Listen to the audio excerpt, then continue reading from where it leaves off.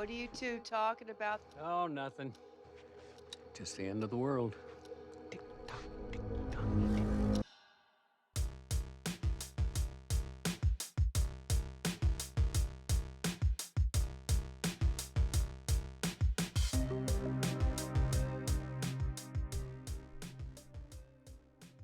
Hey everyone, welcome to Who Pods the Watchmen, a weekly companion podcast for the new show. I always say the upcoming HBO show, but guess what? Holy shit, It's here. it's here, Clay. We did it. It's finally here. We had a dream, and we decided to set forth on a mission a while ago to go ahead and start a pod that was going to reshape the world. We were going to bring about the most comprehensive look at one of the greatest shows, and this was just a guess on our part that it was going to be one of the greatest shows of all time. And then the pilot came out, and pat yourself on the back, buddy. Yeah. This show is so far I'm digging it. I'm excited. You've been wrong a lot, Once or twice in my life, I suppose I've been wrong. but I'm happy to say you were right this time. Yeah. It feels good, and thank God it's here. You know, I don't know if people are familiar with this. They might be actually watching or listening for the first time. Yeah. Do you want to just kind of maybe do a quick intro? Sure. Hey, Who are you? welcome everybody to Who Pods the Watchmen. Like I said, we are a companion podcast for HBO's Watchmen miniseries. So far, I think it's calling itself a miniseries. Yeah. Hopefully, as the show goes on, they're going to pick it up because Downton Abbey style. right, Yeah. it's pretty brilliant already. There's got to be more seasons coming. Docudrama. But my name's Grant. I'm Clay. And we are two people who already are huge Lindelof fans, and we both have been fans of comics for a bit. So fuse those two bad boys together. I read The Watchmen when I was a wee lad. A tyke. A tyke. Yeah, you were playing with the Duplo Legos. Right when I was 20, but I was still playing with Duplos. There's no real excuse for this. Yeah, but I decided, you know what? I want to go back in and dive through this. You joined me on this journey of diving through the 12 issues of the comic, Correct. and we went through that on the podcast here. We checked out and explored this whole world. We got ourselves re-engrossed with the whole mythology of the Watchmen universe, Alan Moore and Dave Gibbons' masterpiece. And we have of course, watched Lost. We've watched Leftovers. We've watched Tomorrowland and Prometheus and the other ones, the unmentionables, the movie endeavors of Hey, Lindelof. Prometheus, come on. We can get into that Yeah, whole we'll talk thing. about that later. I enjoyed it the first time. I don't know about We wanting won't to talk watch about a that second now time. because that's not why people are tuning in. But if people are listening, this is kind of like, halfway through a boring football game, they might move you to another one. I think that some people might not have listened to us or watched us the last few weeks, but there is a trove of information out there. There's 12 going over the comic book. But now actually the TV show tonight premiered. Badass, exciting. I think, I enjoyed the hell out of it. I'm glad we're going to talk about it now. I think you did too. Right. But just wanted to let everybody know that there is a ton of stuff out there. If you are curious and you're wondering, why did baby squids hit someone's windshield? That might be one of the questions you have after watching this episode. Still a little bit of a question I have. Right, me too. Me too. But at least we'll have a little bit more information in We do have previous a podcasts. little bit of background into why that might have been integrated into this world here. So please, by all means, go ahead and subscribe to our podcast. Go and check out our backlog. And you can follow us, little quick plug time here. You can follow us on Instagram, on Twitter, on Facebook. And I would say Instagram's probably the best social media platform to follow us on. That's the one where I try to do the most engagement with the listeners. Swole Sauce. Yeah, when you say yeah. listeners, it's listeners singular and it's Swole Sauce. Soul Sauce Incorporated, Yeah. our one listener. Yeah. Is that you, Mike? Mike's our man on behind the cam here, running the operation. Swole Sauce, we knew it. Yeah. So go ahead and follow us there. And if you guys also want to help support us, you can go to patreon.com/whopodsthewatchmen. There you can make a monthly pledge. Give us a couple bucks. I think if you give us $5 a month, you'll be able to see the live stream, which we are actually doing right now. We just watched the episode. We ran over here to the studio. We are doing a live stream, and that's an exclusive that if you didn't catch the live stream at 10 p.m. Central Time when we kick things off, we're giving our fresh takes here. Mm-hmm. if you don't get to see that, we take that video off. We kind of put it behind Patreon, and we make that available to all of you guys who give $5 a month. Yeah. So I mean, if you're someone who likes cold pizza, That's no way to describe it. right now the pizza's fresh, it's hot. If you like, day old, 2-day old cold pizza, I mean, you can take it on a picnic or something. Cold pizza has its place. I do like cold pizza. If you wake up and you have a hangover, you need something to listen to, you might want to support us on I Patreon. certainly prefer the warm pizza, though. Yeah. Okay. Yeah, so patreon.com. It's an awful Yeah. way to promote that. I'm sorry. Patreon.com/Pods the Watchmen. We appreciate all of your support in helping us out. And yeah, with all of that, you know what? I want to say real quick, we are going to be, of course, discussing spoilers on this. And we also recognize that there may be some new listeners that are joining us. So we're going to try to make sure that we are cognizant of that, making sure that if some people might not be familiar with the Watchmen comic, we're not just dropping in a bunch of references to that without kind of a little bit of an explainer. But we still do recommend that people go and read that comic. Yeah, we will for sure be referencing that. I mean, it's only natural, and if you don't want to hear that information, you probably shouldn't listen. And that's just how it is. So. But before we do get into that, we're going to give our hot takes and first impressions of it and give a little synopsis. And when we do get into the spoiler stuff, we'll go ahead and give you one more warning so you guys can jump out of the episode, go watch the actual TV episode, and then jump right back in. Yeah, for sure. You ready? Let's do it. Let's talk about the plot. What happened in this first episode? It's kind of crazy because it's all taking place in Tulsa. Mm-hmm. And if I were to give a general synopsis, there is a rich and awful history of race relations and power dynamics that have gone on with just tragic consequences in Tulsa. Yeah. And we see a flashback to the past where there was the Tulsa. I don't even know the name of it. Do you know the name of the event that happened? I'm not sure. I mean, 1921 race riots in Tulsa. Right. And then we jump into the present, and we see there's a lot of hostility between the police and a white supremacist group who's now taken on the masks of Rorschach, and they're basically a cult toward Rorschach and his diary that he left behind from the comic book. And they've kind of bastardized some of his views. In some aspects, they are maybe a little bit more spot on. Yeah. But they have become a foe of the police, and it's both contesting the power of them, as well as there's some underlying racial current that's going on. Maybe not even underlying in some aspects. It seems like they were present about 3 years ago, and now it's rearing its ugly head again. So this, as racism and everything else tends to do. This introduced us to a police officer getting shot up, and the police going into lockdown mode and trying to go on the offensive against this white supremacist cult group, and things culminating to a point. And I guess that's where I will leave it in vague terms. Yeah, I think that's a nice... We get introduced to some costumed police officers. They're wearing kind of superhero costumes. Yeah, not sure they have any powers, but that's very Watchmen-esque. Right. These are just people wearing costumes for different reasons, and that's obviously going to be explored.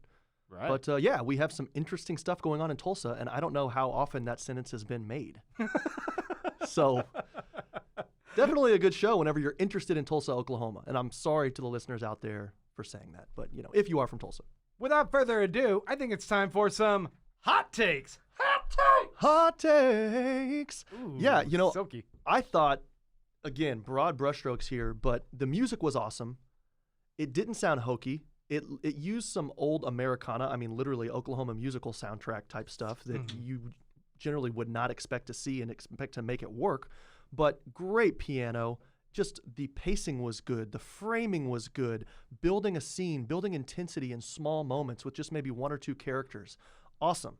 I thought it really had the kind of holy smokes, this is weird factor in a lot of places too, where, I don't know if you're familiar with like the unheimlich type of horror, right? Where it's horror that if everything is different, then you just kind of take it as new and you're not really that scared, right? But if everything is similar, but then one or two things are off, it's going to kind of be unnerving and get under your skin. Right. And that's called unheimlich, and it's kind of this like horror tool that a lot of people use. And this had that. You know, you would kind of think, oh, this is regular United States, and then you would see a poster at the school and would have like Robert Redford, for instance, as the president, or squids would fall, or you would see a regular routine traffic stop, and it's just an old truck on an old dirt road in Oklahoma. You think, I've seen this a million times, and then the camera slowly pans upward, and you see that the police officer has a mask, or at least, you know, up to his eyes are covered, and you think, okay, something's up here, you know. So there's just these ominous tones underneath that keep it really exciting. And I don't know about you, but like I was watching it and I was kind of scared. I even at really beautiful moments, I thought, is someone about to get shot through the head right now? You know what I mean? Like I couldn't settle down. Right. So it was great. How they build the tension. Yeah. Like you said, the musical choices, the music, not just the soundtrack, the tracks that they're playing, but also the composing, whatever word. Composing. Yeah, you know what I'm trying to say. It all really lended to the atmosphere of this show. I think the directing was fantastic. The use of lighting of all the scenes, it really built the tension as well. The characters that they introduce are all immediately fascinating. They're all a little bit quirky. I'm not sure if anyone is like, oh, you're like pure good. Everyone's just got a little bit of damage, a little bit of edge to them that I'm. You're like, looking at way me. into. You're looking at me a little too closely when you talk about damage. And edge. Everyone's Yeah. got damage. Clay. Exactly. Yeah, we need a couch. So, yeah, overall, I was just really impressed with this. I think that coming off of us freshly reading and really dissecting the comic book, it ties into that in a lot of fascinating and intricate ways, a lot of subtle ways, but I really get how this fits into that same world, and that's no easy feat. Absolutely not. I think, and also, you know, I don't know if people listen to this. Maybe if they didn't, it's for the better. But a week or two ago, we broke down the Zack Snyder film from 2009. And looking at that film and then watching this show within 2 weeks of one another, it's really kind of like, now I look at the film again and I think that's kind of more like a presidential library, you know, of someone else's like fait accompli and things they've done. Whereas this is like, oh, this was really refreshing because it was a piece of new art. And these days, that's really hard to come by. And I know it's just one TV show, you know, and it's just one episode in that TV show. But wow, it was just so good. It was so thrilling to watch it. And thank God we have it because, of course, we're huge Lindelof fans, and he for sure delivered. There's so much to chew on from this episode that I was immediately left with going, I need the next one. Yeah. Which is always a great feeling from a show. And the fact that this is the pilot, there are some peculiar things that I wonder how jarring they are to the unindoctrinated viewer, but maybe we'll get some feedback from some people who are just checking this out. We would love to actually hear from them. And speaking of that, there is a ton to chew on. Did you want to just go through it start to finish and kind of we'll just break down the scenes, or what do you think? I think that's the best approach. I think we will try going linearly. We'll talk about what scenes were happening, what we were thinking as we were watching it, anything that stood out in particular, and that's how we will break things down, which is a good time to go ahead and warn you guys. We are now going into spoiler time. Spoilers. So we want you guys to, you know, be on alert. We're going to dive in. We're going to talk about everything. We're going to even reference things that happen in the comic a little bit, and maybe even reference things in our personal lives. When we say spoilers, it might spoil our personal lives here. Let's jump in. Yeah. When we first open up on the show, we are seeing some old-timey movie in the 1920s in a theater, and it shows a hooded rider riding across and roping up a white businessman, also on a horse, drag him to the ground in front of a church full of citizens, and he reveals the hooded figure pulls off his hood to reveal that he's a black sheriff who's going to hold this guy accountable. And there's this little black boy in the theater watching the movie of this, and like he's obviously watched it a bunch. He's like quoting lines. He's really excited to see the sheriff hold this guy accountable. And then we see that there's something going on in the background. There's bombings and there's screams outside, and his mother is freaking out because there's race riots going on, and it is brutal. Yeah. What did you make of this whole intro? It was just pure Lindelof. I mean, it starts out with Watchmen has always been about who watches those people.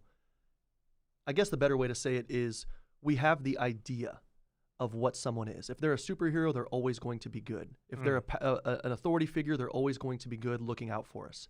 And watching this, the show that the little boy was watching, everything's idyllic, right? And then you even have the little white kid in love with like the black hero, which generally you would not see in 1921. I mean, it was a big deal, I know, in the late 80s, early 90s when white kids had Michael Jordan's poster on their wall. In the movie. In the movie he's watching, right? Yeah. And so you see art as this perfect thing, and then literally you have planes dive bombing and killing people, and you have people looting in the streets outside. So you see the perfect art confronting reality and how awful reality is, and that's kind of what this show's going to be about. I mean, police officers should be good. They should be helping us, and I think actually in the show, and maybe we'll get into that more in later episodes, but it's just really interesting to see this perfect vision of what art can be and how also maybe your fantasies when you're a little kid and your dream world and everything. We teach our kids like, oh, police officers and firefighters are great, and then you get into something that's maybe a little bit different. Yeah. So definitely pulling the hood in a metaphorical way off of your idyllic vision of the past. And that's exactly what the comic book was about. Who watches the Watchmen? Yeah. So they're not as perfect as everything seems. Yeah. So great. Really cool intro. Really important that they dive into what's going on in Tulsa in 1921. There's part of Watchmen is that it's an alternate reality, but this was the reality. Yeah. This actually went down in Tulsa. It was fucking horrific. Also, we cuss on this show. Spoiler alert. Spoiler alert. Also, if your kids are listening, it's a school night, so they shouldn't be listening to the F word anyway. They should be asleep. It's 10 p.m. Yeah. Yeah. Have them go to bed. Yeah. After watching this very important and historically accurate intro scene of Watchmen. Right. But I think that when I first saw the Hooded Rider, I thought it was a play off of the old Watchmen, the what were they called? Not the Crime Busters, the Minutemen. Yeah. And I thought maybe that was supposed to be a representation of the Hooded Justice from the Minutemen riding across, because he's got the hood and he's also got the lasso, which is kind of acting as a noose around the other guy's neck. And I was like, oh, is that what they're going with the symbology here? No, it ends up it's some whole other character. Mm-hmm. But it's really interesting to see what's going to happen with that little kid, because obviously that little kid grows up to be Louis Gossett Jr., who's the old man in the wheelchair later on. Right. And his whole history. I don't know if you saw I'm getting way ahead of myself, but did you see the after credits thing where they say later on in the rest of the season? As you know, from watching TV with me for about 20 years now, I never watch those. This makes sense. During Game of Thrones, in fact, I would put my fingers in my ear and sing a song to myself while y'all watched them. Well, foot in my mouth. I'm not going to talk about it. No, you be you. You be you. I'll forget. I'll forget in a week. I'm not going to. Well, I mean, as far as spoilers, we don't want to go into what's going on later, too. I don't think that's going to be good. We have other things to get to before that anyway. We got plenty. Yeah. But it was brutal. You see a little baby's head hanging limp. You see a woman being thrown in the street and her some family member, maybe a spouse, burning and falling out the window of the building. Other people taking bullets to the head and just dropping in front of them, the family, as they're trying to flee the whole riot. Yeah. And then his parents write a note and give it to him as they put him in a box. And didn't that remind you a little bit of Superman? Not to cheapen this in any way, but it felt like a whole Krypton is crumbling. Your world is ending. Maybe you could have seen the writing on the wall, Jor-El style. But your last hope, your son, you put a note, watch this boy, and send him out there. It felt like a very comic book superhero origin story, very akin to Superman. And and it feels fitting to also be a part of Watchmen. Yeah, I mean, I'm a Marvel guy. No. So I didn't get that. Now I find out. But it was horrific, and it was hard to watch. And after a minute in, it's not a rom-com. And, again, it's Lindelof being really smart and knowing what he wants to do and focused and achieving that focus, which is hard to do. And it's that, I know we talked about it last week, is that in the 1980s when Alan Moore wrote Watchmen, the big anxiety in the world, one of them at least, was the fear of nuclear annihilation. Right, between the United States and USSR.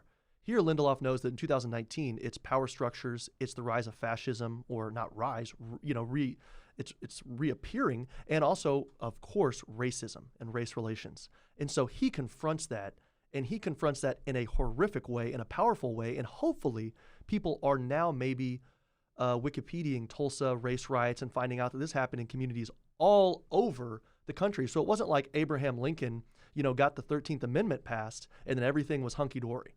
I mean, give me a break. So hopefully this is actually a learning experience for people because it was horrific to watch. I remember when he said before the Comic-Con screening, he goes, you know what? I feel like we have 2,000 people in the audience that are going to be watching the premiere, and 50% of them are going to like it and 50% are not. And that 50% that aren't, racists. Bunch of racists. Or they thought it was a rom-com. They thought it was I thought Watchmen? Yeah, Men watching men. I thought they were going to be like these door guys, these valets in Manhattan, and they were just watching the streets, and then maybe a woman tripped, walking over the carpet in front of the building, and one of them caught her. Is that the meet cute? Yeah, that's the meet cute. So, maybe those guys too, but they were probably racist as well. Also racist. Yeah.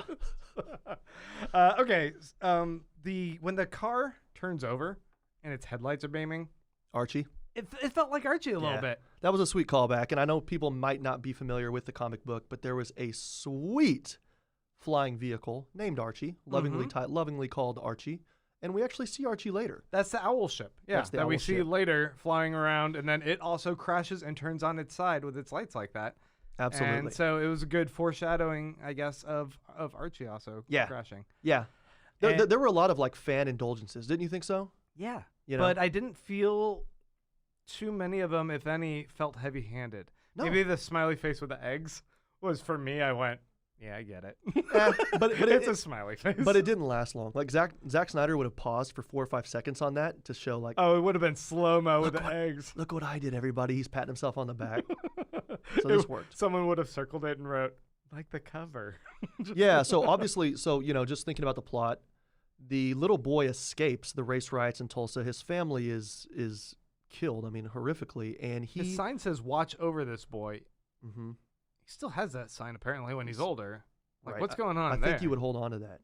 I think you would hold on to that as a family. I guess that's like your one heirloom in a way. Yeah. Kind of awful. Yeah. Think about. It must have been on non-acid paper. Right. 100 years later, it's still But yeah. going No, strong. but he actually picks up, really, brutal. If you have kids or if you don't have kids, seeing a kid pick up a kid in the American flag, which has just let them down because heartbreaking. American policies resulted in the death of this kid's whole family, and he is now comforting this kid, and so we don't know who this child is either. He looks like he's about 5 years old.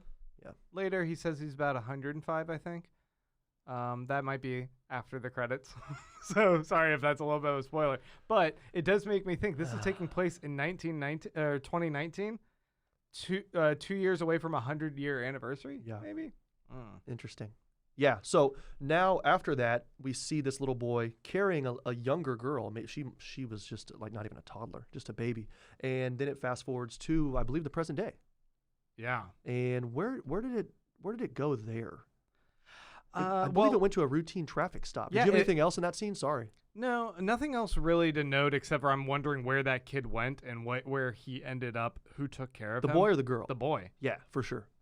I have theories. We'll find out. I have theories. Obviously, he was connected to and he knew Regina King's dad. Oh, yeah? Because he mentions it on the phone, right? Doesn't he say, you're this name, your dad's this person? Or did I mishear that? I guess he did. Yeah. Okay. Sounds right. Yeah, my own kid was screaming at me the whole time during the show, so I might have misheard that. Right. But, yeah. So we jump over to what seems like a routine traffic stop of this dude who a black officer comes and pulls over a white dude who's got some scruffy hair. He kind of looks like Clay. Looks like you right now. Right. And when he opens up his glove box, he's got a mask that he's trying to hide as he's handing over the paperwork.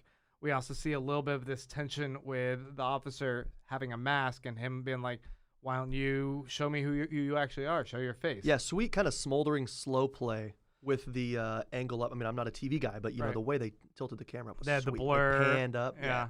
Yeah. Anyway, And it was a very fascinating reveal and entry point into what this new modern world is. What is the landscape that's going on that has cops hiding their identity in Tulsa, Oklahoma, and they are at odds with a violent sect, violent cult, white power cult that is making them actually afraid for their lives. hey, now don't say white power cult. Remember, there are good people on both sides.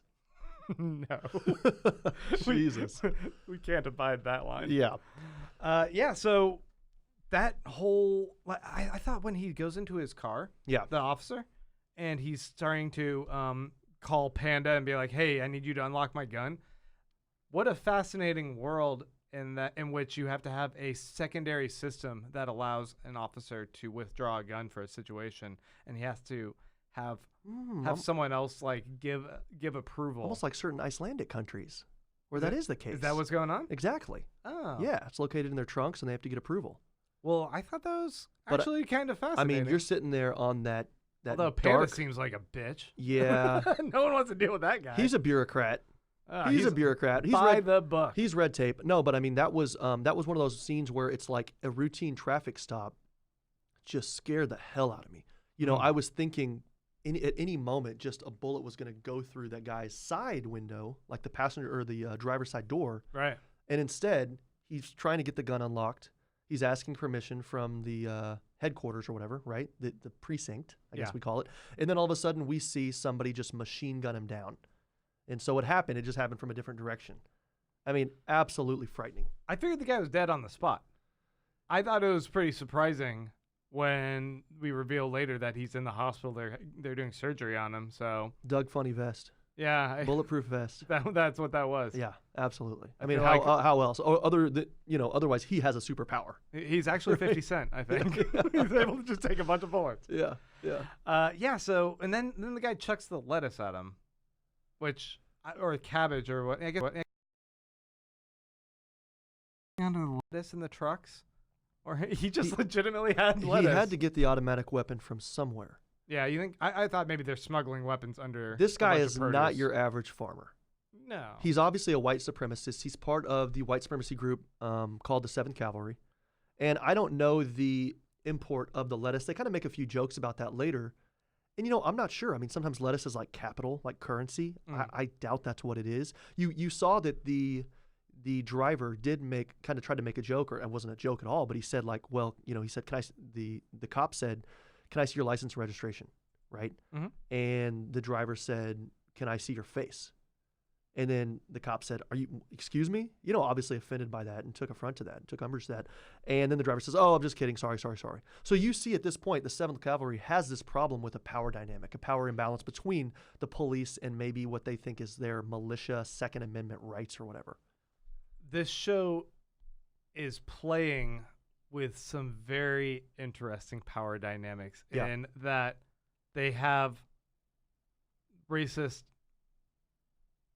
Rorschach cult people wanting to challenge the power authority. This is all predicated on a premise of who watches the Watchmen from the original comic, in which any sort of power group should have some degree of restraints and some degree of accountability for their actions, right? Mm-hmm.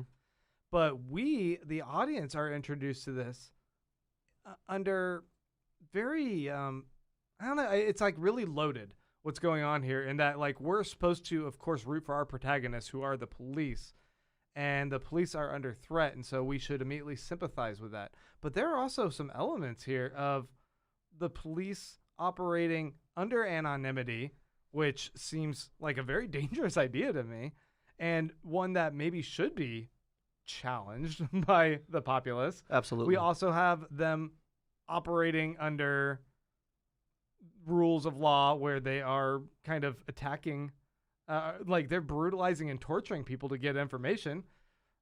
As Donald Rumsfeld would say, it's just enhanced interrogation techniques. Enhanced interrogation. But we do techniques. have a serious, in that stuff that I think probably, certain governments, including the United States government, have done abroad for a long time, are now brought home.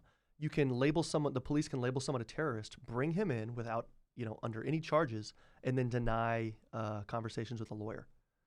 Deny legal representation, and then also use these enhanced interrogation techniques, which include possibly even death. So we do have serious problems, and everyone is ramping up the violence, ramping up the power. So when you watch this, do you feel like you should just immediately identify solely with the police here, or are you also a little bit like skeptical of like, well, there's problems. It's all a little bit of a gray area, and there's problems here. I was almost afraid at how much I did identify with the police. That's because they made them sympathetic. We saw them 95% of the time. Regina King, we love. Her husband, we love. Yeah. And the sheriff or the head, chief, the police chief. I don't know his name. What's his name? Chief Judd Crawford, I think. Okay. Don Johnson. Likeable guy. Lives on this Oklahoma estate with these cool light security things. Loves cocaine.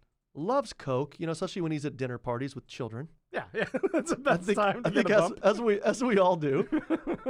It's the only way you can deal with kids. I don't know. Again, those kids should not have been at that dinner party. Like, I'm a firm believer in boundaries. And when you break those boundaries, you might need a sniff. Kids table. Yeah, or snort. So, I was scared at how much and it was only actually after the episode driving over here that I thought, oh, wow, there was some serious stuff going on there. Mm-hmm. And so, I think maybe in episodes 2, 3, 4, 5 through 9, we'll get into that a little bit more about why they were able to ramp up that too, so we'll see. Right. Well, okay, let's jump to the next scene, which was, Clay, do you like musicals? I do not like musicals. I do not like them either. I starred in my high school musical, but that's the only one I've ever watched. Go on.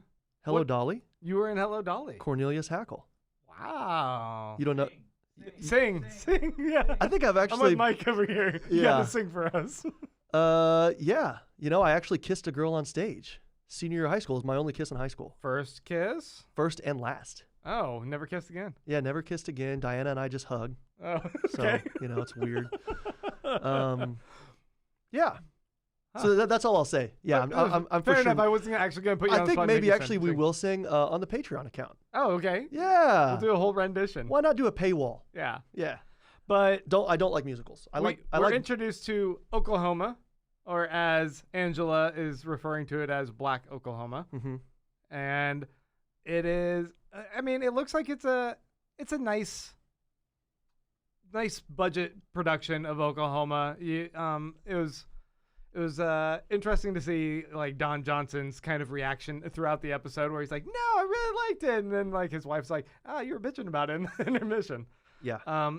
But the transition from there, I didn't know if I was supposed to take anything. I'm not familiar with Oklahoma the play, except for like, oh, we're also taking place in Tulsa. Another reminder that we're in Oklahoma for what's going on in here. But he gets pulled out of that for the officer getting shot, and so there's the whole dynamic and like the protectiveness of him walking down the hall with all of the different masked officers like guarding the halls. They seem to always be guarding him. He operates in the public view while all of his officers are masked. Likely so everyone does only know him, one. and they should be able to find him, right? Right. So he does require a bunch of protection. Customer wherever he goes. complaints. Yeah. Yeah. He fields all the customer complaints. Right. And then he goes and checks on the officer, and he's changing his outfit in the room. You see how he has got a bunch of bullet holes in him, like bullet wounds. Mm-hmm. I thought it was kind of interesting, especially since we're gonna have to discuss who this guy is in a bit. Mm-hmm. Well, who he potentially could be. Yeah, I don't know about that, but yeah. You don't know. See, that's what's so interesting. I actually don't think that. But he does seem like he's been in a firefight or two. Mm-hmm. He's got some wounds. Mm-hmm. The more interesting part is after he says goodbye to his employee, he goes and speaks with that guy's wife, which must always be a difficult conversation to have. Mm-hmm. Right? I mean, I think if you're the spouse of a police officer, is that correct? Is that where we went next? Yeah. Okay. You're the spouse of a police officer. They leave for a shift. Likely the worst case scenario is that there's a knock on your door in the middle of the night. Yeah. Nothing good happens after midnight.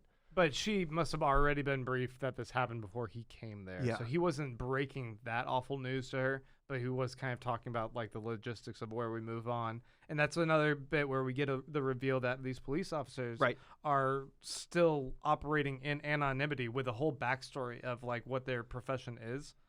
What would your profession be? Podcaster? Yeah, this is my this is my front. Oh. I do a lot of work for this front. Okay. Yeah. For this all being bullshit. I'm Right, actually right. a CIA op. Yeah, you came up with colons that had smiley faces in them. Yeah. Wow. Yeah. That's cool. cute. Nice front. No, Yeah. So for people that are listening, they have no idea what you just said. Colons. It actually sounds a little bit lewd. cool. Yeah. Let's move on. Let's just move on. Well, that'll be also behind the paywall. Yeah. So when we also had him, when we had Chief Don Johnson changing his shirt, we got our first introduction to the Looking Glass, Tim Blake Nelson's character, Right. who's the interrogator guy who actually seems a bit more like a true Rorschach protege in a way. Yeah, absolutely. Doesn't he feel like him? Absolutely. He feels like this grubby, gravelly voiced weirdo dude who's got a very iconic and in a way almost like magical mask. Like the fact that his mask reflects other people really seems in line with the what do you see in my face idea of Rorschach's ever shifting Rorschach pattern face mask. Yeah, and also just the way, his speech, he kind of speaks in these staccato sentences. He's very fact of the matter. He's just kind of moving along. I was so amused by how he was talking about like there was lettuce in the car. I think it was romaine. And then, Right, exactly. And then Don Johnson's like, were there croutons? Yeah. And he's, I don't think so, sir. He's just like not even joking about anything. Yeah. But he seems very weird, very intense, and I'm gonna love seeing more of this character. Not a bad dude, just kind of like, sometimes some people you look at and you think, they'd be good at like a lot of different jobs. They come to you for career counseling, you're like, you can do whatever you want. This guy probably could only do that job. Yeah. Doesn't it feel appropriate that Lindelof and crew would take the idea of Rorschach and do a split in the duality of his essence and have one aspect of who he is go to this white supremacist group and the other go to this Looking Glass guy who's kind of carrying on the upright vigilance. Right. So we have him living on through two different polarizing embodiments and his very black and white and what do you see and Yeah. I mean, one things actually can have dual meaning kind of thing. I think there's a great representation of that in the show. Absolutely. I mean, one actually groks it and the other just uses it for their own ends, which happens. Groks it. Yeah. Okay. They understand it deeply internally. Is that and like accurately. a word, or are you just Yeah, like it's a throwing word. some shit at me? GROK. It sounds like some footwear. If we play Scrabble, you'll see me use it. GROK, baby. Bring it on. Yeah. So then we can go ahead and jump away from that. Except for there's one other scene. Sorry. Yeah, please. When he's adjusting his tie, the chief, he has Looking Glass pull down his mask so he can use it as a mirror and bends his head down and feels like very like weirdly subservient to and like, here, I'll help you. I mean, can use my mask as a mirror. a half Windsor's not going to tie itself. No, but I thought that was kind of an adorable scene and very illuminating about their relationship, that there does seem to be this closeness between them and a degree of trust. Yeah. Because there's something kind of like intimate about He that, actually- right? he- When you're and- adjusting your tie. And he has that. Yeah, that's usually something you do with your wife. or, he or your has, son, you can tie their tie. Yeah. I Right. don't know. So Our he- dads didn't do this. Yeah. So he actually has this relationship with all of his subordinates, Right. which is interesting. They all really treat him as like this kind of father figure. Mm-hmm. When he drove out to the spouse's house, there was this musical score going on in the background Mm-hmm. that felt very John Carpenter-y to me. It was I- like kind of like Halloween or something. You know, Oh, you ever see yeah. that like dun dun dun dun dun dun dun Yeah. dun dun dun. It wasn't exactly that, but it did feel like this kind of creepy music that was very ominous, and I was like, I am on board with this like synth music. But here. literally, like, and also not on board, but also on edge. yeah. I mean, you could not relax. It was No. tough. I tried. A lot of times I try to be like a slack-jawed idiot when I'm taking in media, and I like to just lean back, mouth open, some spittle, some drool coming out, triple chin in it. I was like on edge on this one because of music and things like that. It was awesome. One other thing I wanted to note, there was a news image that Mhm. flashed on the screen when he was talking to her as they right before they cut screen. Yeah. And we see a picture of Mars Mm-hmm. with a giant castle formation looking in there. In fact, we see a castle formation. It's like breaking news like a on Mars, sandcastle. and sandcastle on Mars, and you see this blue floating person on Mars, and that's Dr. Manhattan, and it's talking about how Manhattan is back, and I guess he's over on Mars. Because I thought, like, at the end of Watchmen, he's like, I'm gonna peace out. I'm gonna go like explore the rest of the galaxy. He said he was going to build life of his own. Yeah, and he wasn't gonna just stay on Mars, but now he's back on Mars. He's pretty close. That's really interesting. Mm-hmm. And didn't that castle look kind of like Ozymandias' castle? It really did, which just shows how boring and apathetic Dr. Manhattan is. He's like, yeah, I can't imagine anything. I'm just gonna Exactly. I want to live vicariously through you, Ozymandias. You know, he can't even go create life of his own. Instead, he decided to go get a Netflix account, watch the Star Trek Next Generation episode where Picard sees primordial ooze getting struck by lightning, and that's where life starts on Earth. And then he decides, I'll just go to Mars and make sandcastles and then just destroy them and knock them down over and over and over. Are you sure you didn't go and watch Prometheus? Lindelof's other gem? See, you know, again, this is for another podcast. I liked that film. I have sent, like in my Gmail, I have sent emails where I break this down. I go into this. I was also in law school, so anything was good. Like any material, any media was good that was not case law. Okay. So maybe I have that Right. as an excuse. But I thought that was a good movie. I think it was a good movie on first watch, and then after a little bit of critical analysis, it's just like, why would those characters why would they do that? That doesn't make sense. That doesn't follow this. That's not true. Those are scientists?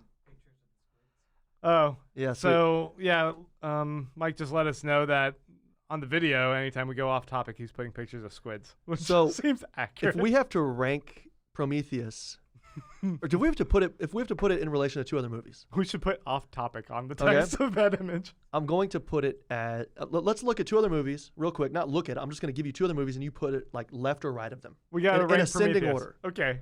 Okay. We have Watchmen 2009, Zack Snyder, Okay. and we have Wild Hogs. I've never seen Wild Hogs. And you rave about Wild Hogs all the You've time. never seen Wild Hogs? No, you always talk about this, and I really need to watch it. It's firmly in the middle. It's firmly in the middle, which is not a bad place to be because nothing will ever be Wild Hogs. It's like talking about Frasier. If I had to rewatch something between just Watchmen and Prometheus, I'm going to watch Prometheus, I guess, because I just watched Watchmen and I don't want to do it again. Yeah. Plus, I did the ultimate cut. Man, that thing is so long. Yeah, I know you did do that. Okay, so we now leave the chief of police. We're introduced to Angela. Okay, thank God. We finally get her. She is a chef at a bakery, and she's at a school for career day. She's teaching the kiddos how to make or how to separate eggs for the baking process. Yeah. I don't know if she's like teaching them about meringues or something. Oh, interesting. Yeah, no, I mean, but you know, we did see some racial undertones there with the egg yolk and the egg white, and the fact that, you know, the egg yolk protein is destroyed if it's mixed with the egg white or something, right? Right. And that's kind of like Rorschach's mask. And in the Watchmen comic book, I don't know if people are familiar, but he talks about the fact that, you know, you have black and white and never the two, or never shall. How does that go? Never the two shall mix? I think there's a twain in there. Yeah. Never the twain shall. Yeah. Anyway, so pretty interesting. We also see a sweet poster behind her. This is an elementary school classroom, and it shows that Robert Redford has been the president for a while now. It went Nixon, Ford, Rob. Bobby. Was Ford in there? Yeah. Oh, because it was. Well, no, he was not on the poster because the poster was just 4 notable presidents, is what it said. But at the dinner party later, they talk about presidents, and the kids are kind of talking about not lineage. What's it called? You know, presidents in order. Yeah, I don't know. The sequence of presidents. Yeah, dead pres. Yeah. No, so they went Nixon, Ford, and then they did Bobby Redford. Yeah, it was kind of interesting seeing that he's legit the president, and that there's something called, what would that kid say? Redfordations, which is like a play off of reparations. And also, it's obviously a like an Obamacare thing. Right. You have these white people mad at something that's probably for a good reason. So that's just how it goes. Sorry. For a good reason or for a bad reason? What did I say? And it depends For on a who good- you are. Okay. Okay, appropriate. Yeah. So yeah, we also get introduced to the fact that she's there for take your or like parents like teaching about stuff because she has a kid, Topher, Yeah. who's in that class who is a brawler and will go attack someone on behalf of his mom. That's pretty dope. Yeah, I like that. Yeah. It was kind of like what's the show where that kid? Oh yeah, do you remember in Barry when that little kid was just this The feral ninja kid? Yeah, that was super sweet. I really enjoyed that. This kid reminded me of that feral kid, Yeah. which is one of the best episodes of Barry ever. When they are driving back, they're driving home. The kid's got a little bit of a bloody nose. We see that it starts raining squids. Yeah. That's crazy. Do you want to maybe give people some background information if they have not watched the comic? I mean, that's why they're listening to you right now. Sure. So at the very end of Watchmen, the comic book, not the movie, there is an attack, a terrorist attack that's orchestrated, but for most of the populace, they're unaware of where. But there's a giant tentacle squid-like creature that lands in New York. It looks like an alien from another world.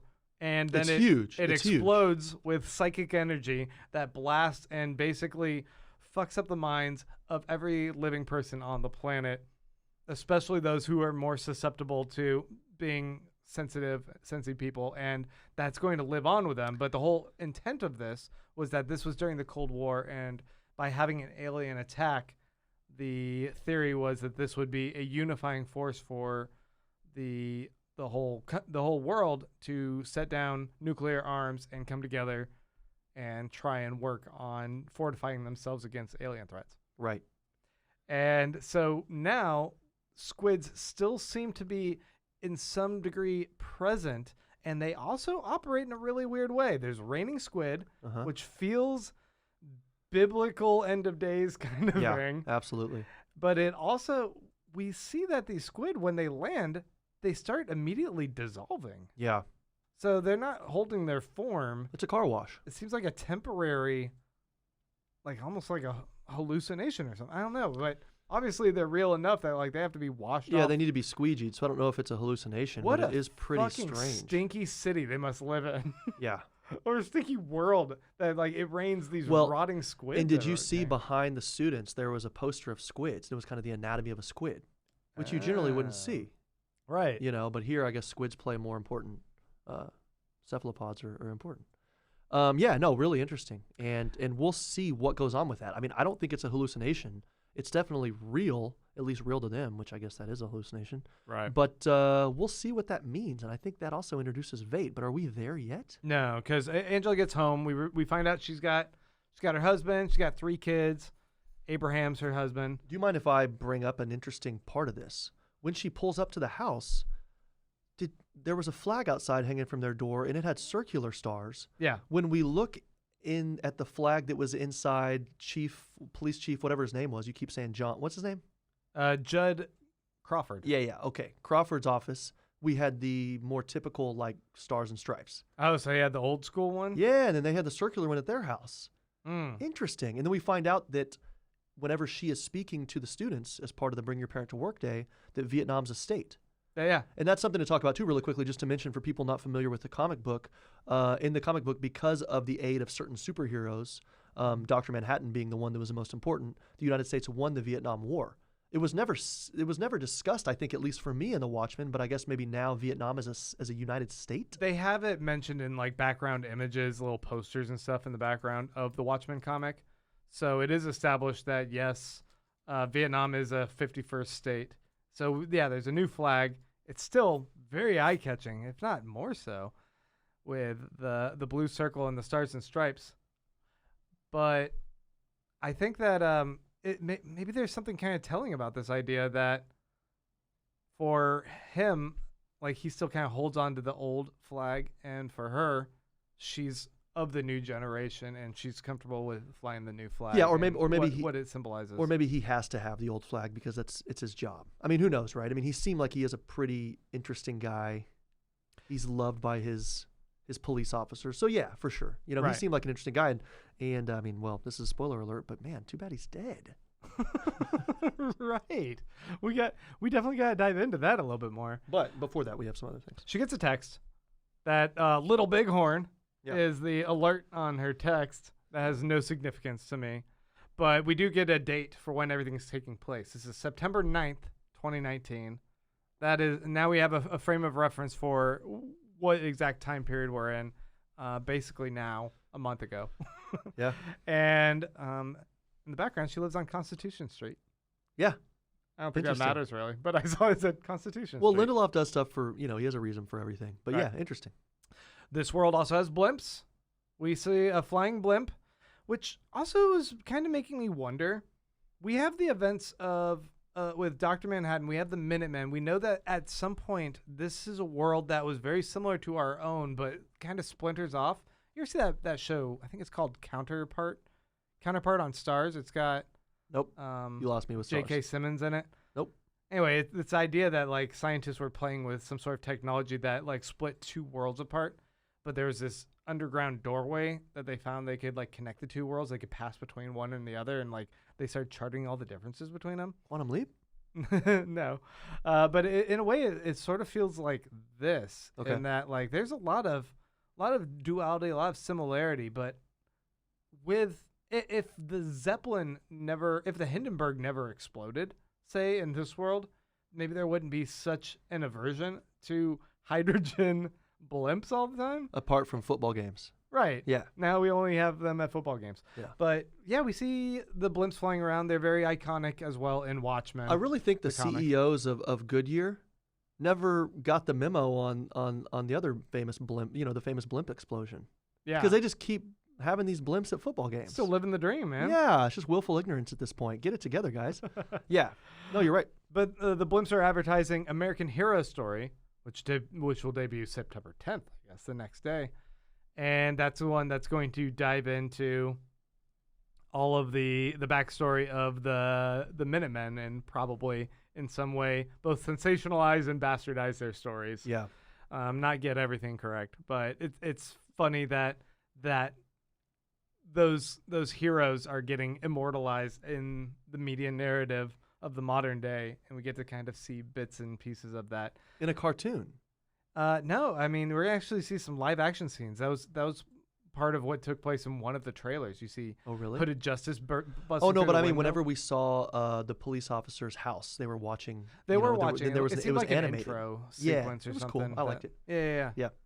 Yeah. So when she's walking through Tulsa, Mhm. what'd you think of like the sense of the community, the town, the spirit? Freaked me out. Really just felt. I mean, especially with the blimp, with for some reason even the bus. I think I was just on edge, and Just I just everything kinda, felt a little it discordant. just felt a lot. Well, it just felt really kind of 1984. Just too much power going on. It just didn't feel like you could ever relax. You had to watch what you say. We have police officers hiding their faces. We have these militiamen. It just freaked me out. And of course, she's walking to a really cute bakery, and so it should just kind of be like Gilmore Girls. Right. But instead I was like on edge waiting for somebody's head to get blown off. So just kind of dealt with that anxiety. I don't know. So, I mean, but hey, really cute. It was, what was it? Milk and Hanoi? Milk and Hanoi. Like Milk and Honey, which was just super cool. The name of her little secret bat layer bakery, which is a front. Yeah, and I mean, you had the sweet flag with the croissant there.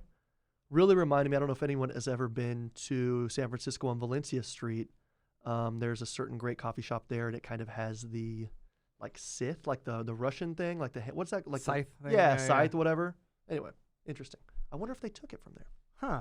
We later see a scythe that's holding up a pirate flag in the trailer. Not in this episode, but there was a trailer that had Ozymandias riding around on a horse, and there was a scythe holding up a pirate flag. So that's Interesting. unrelated to No. what you happen to see in Yeah, San Francisco. and while you were talking about that, I just opened up some scotch, so I wonder if people heard the sweet cork on that. So, Oh. yeah, we're giving people good information. Louis Gossett Jr.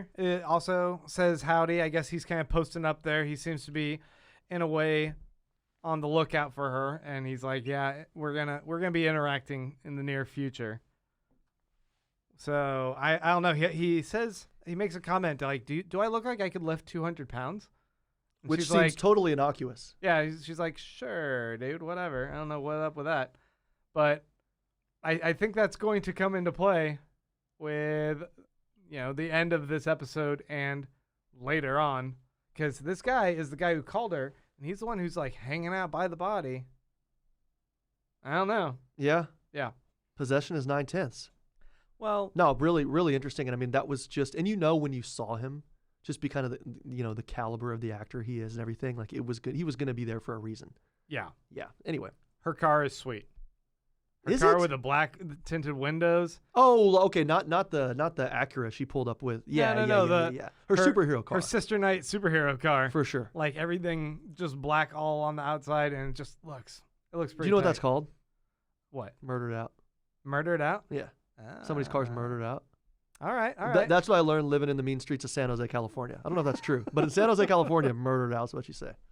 Her just going into that trailer park area and knocking that dude the fuck out, throwing him in the trunk. Which had Richard Nixon, a statue of Richie, Yeah, with his 2 victories up. I mean, it was awesome. that's a Richard Nixon trailer park. For sure. You can get the sense of the people there. Lots of cigarettes are sold there.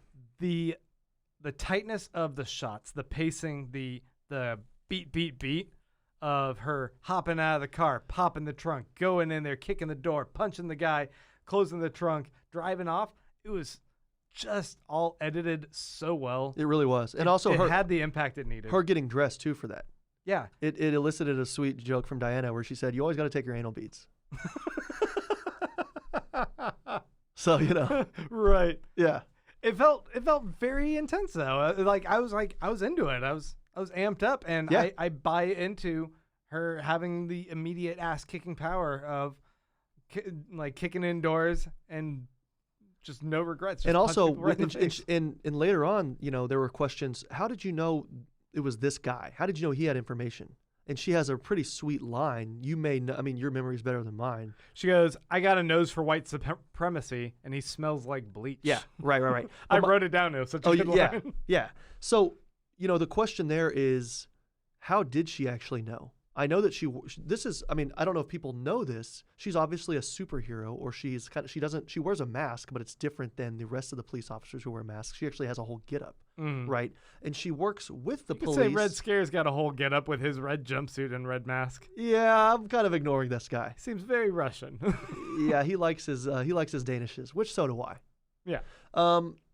And I wonder, what's her kind of underground like? I mean, how did she get this information? What's she doing 9 to 5? She right? does seem like she's still maintaining very much the domestic life, juggling 3 kids. I don't imagine that she's a shut-in like Batman who's constantly like sourcing information and making dossiers on every single individual in town or something crazy like that. Absolutely not. Yeah. She She watches The Voice with her husband. Yeah. Yeah. So she has to be able to operate and balance these worlds, but she must still always have an ear to the ground and also just kind of a sense of people who would be immediately problematic and would have a relationship with that group, because that is a nemesis of them. Mhm. And she's clearly called in as a specialist to some degree. She's not just an ordinary beat cop. She is one of the few who wear a very iconic vigilante police officer costume. And she must, they're like, let's hold off on calling her because she's a bit of a force of nature when we bring her in. But she's also very skilled, and she is someone who commands respect. Absolutely. I mean, she gets the job done. In times like this, you kind of need someone like that. I mean, She's I don't know if that's prescient. true. She gets the job done in advance of the Article 4. Yeah, the Article 4 being issued by the chief. And that whole scene with them in the bleachers in that room, all the officers, Tough to watch. it reminds me a little bit of like V for Vendetta, or like this kind of like fascist regime with the stark concrete, like solid building structure and the very symmetrically framed police in the bleachers, I guess. I Yeah. don't know. The whole thing like just felt a little bit claustrophobic, and yet in like a big room. Yeah, it felt like my teeth getting broken. Yeah. I mean, if you're a freedom lover, you don't really want to see stuff like that. But you also have that immediately juxtaposed and reflected in the symmetry of the 7th Cavalry as they're doing their like terrorist list of demands or whatever kind of video that they're playing there. Those guys are also standing in a church, and they are like set up very symmetrical as it does that pan out. Like whoever they have doing the filming for the 7th Cavalry when they're making their little videos, got a good eye for filming. You think he's gonna go places? Yeah. He or she Did very great lighting on their masks. That's not easy to do. Yeah.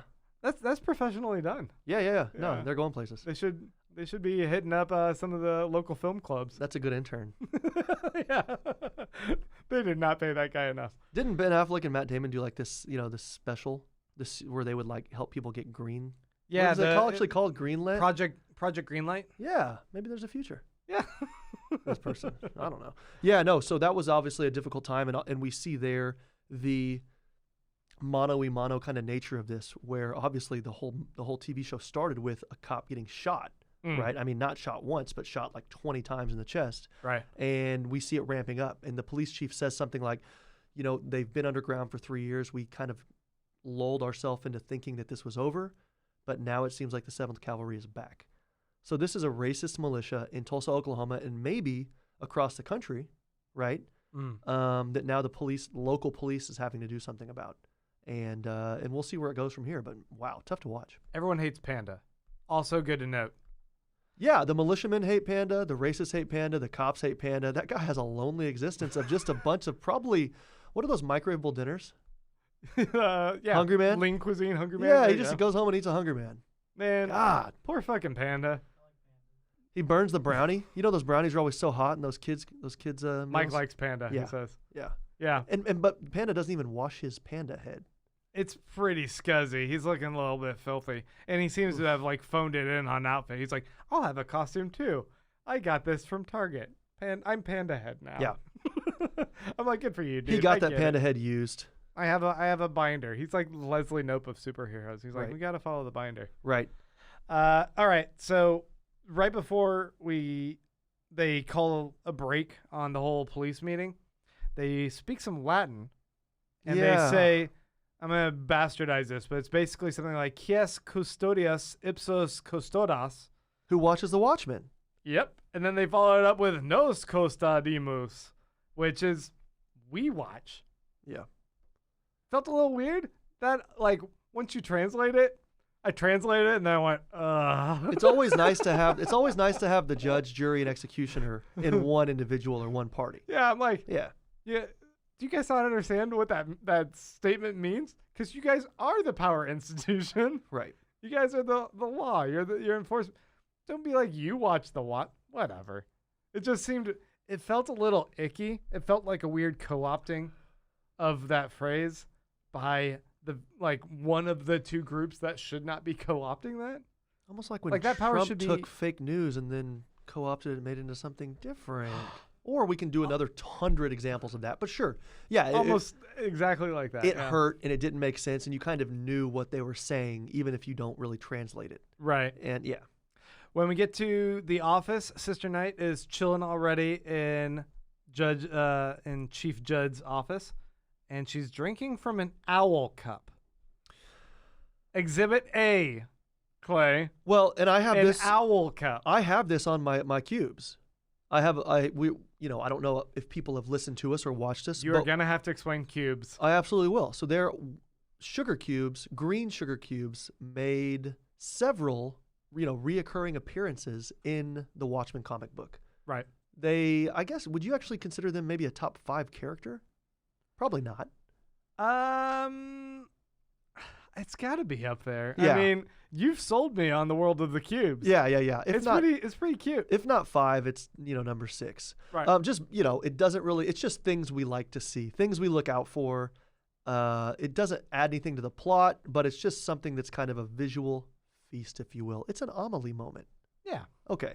So that was a Sugar Cubes. That kind of garnered a Sugar Cubes award. Also, the book on his desk was Under the Hood, which was written by Mr. Mason. Of course he would The have that. I didn't first notice owl. this, man. But Exhibit B, And lot this of Exhibit evidence B mounting is for also this. a Cubes award. and So and evidence mounting to what, Grant? one listener might say, who has not read the Watchmen comic. And let me just tell you, there is a character in the Watchmen called Night Owl. He's actually one of the lead characters, if not the heart of the comic book.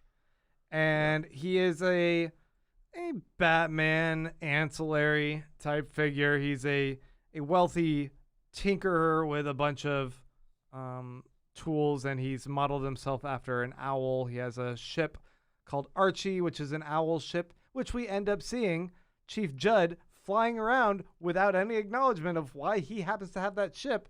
But he doesn't have Dan Dryberg's name. That was the name of Night Owl. But at the very end of the comic book, Watchmen, he and his girlfriend at the time, Silk Spectre, whose name is Laurie Giuseppe, they've both changed their names. So they've already existed in a world where they're using pseudonyms. Yeah. So it's not far-fetched for us to believe that this guy has adopted a new pseudonym, and he is our original Night Owl. He is Dan Dryberg, but he's now Chief of Police Judd Crawford. It's also not far-fetched to think that after the end of The Watchmen, maybe Dan shared his schematics with people. Local police. Everyone's offices. just got a little owl ship here and Everybody has an Archie. Why not? Maybe. If we end up seeing more Archies appear, then yes. Okay, cool. But so are we now on Archie Watch? I think we're on Archie Watch. We got to see what's going on with this thing. Yeah. I just am kind of suspecting that more is going on there than initially appears. I think you're probably right. It just doesn't seem like the Dan we know from the comics would wear a cowboy hat. It just didn't seem like him. I just think it's kind of just a fan. He got a new lease on life. He's a guy that could have bullet holes from his super crime fighting days, not even from being a chief of police. Yeah.